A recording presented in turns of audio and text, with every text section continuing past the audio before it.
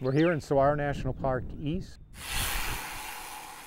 Yeah, it's a pyraloxia, which is related to a cardinal. It's just not as colorful. I'm a park guide, so I lead guided walks into the desert.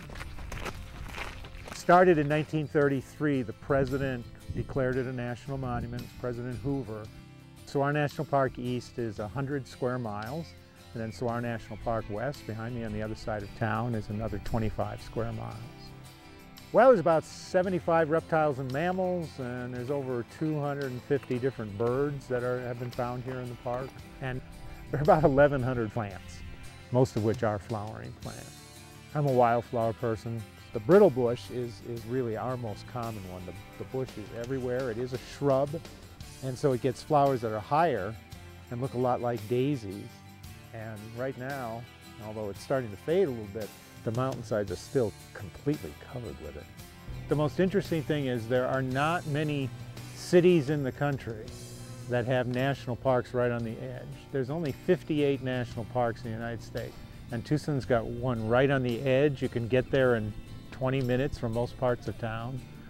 I think coming out and learning about that and seeing the beauty of it are something that people ought to do.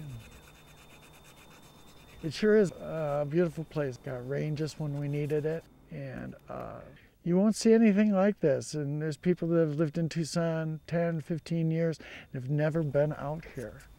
This is Jade, by the way. Hardly a soul out here today. You'd think that there'd be more people from Tucson enjoying this beautiful piece of work we call Saguaro National Park East. We've got the brittle bush blooming, and everything's blooming. The ocotillo, even the prickly pears are starting to bloom now.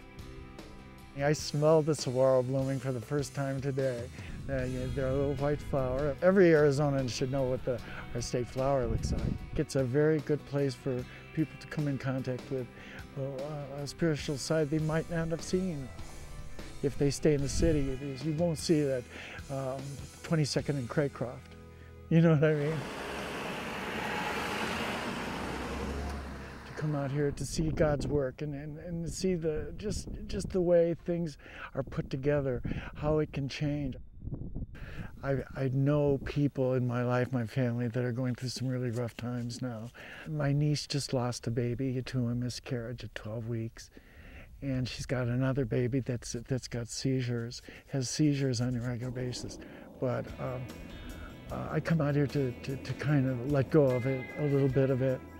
You know, you can only pray so much, and think, well, everything's going to be fine. But and when, gosh, is there anything I could have done that could have made things better? No, today I've got a lot of stuff on my mind. I love coming out here and just for a few minutes, dropping the cares of the world and seeing something I've never seen before, a new butterfly or a new bug or something, and just hope. You know what I like the best is the smell of the desert when it rains, after it's been dry for a very, very long time.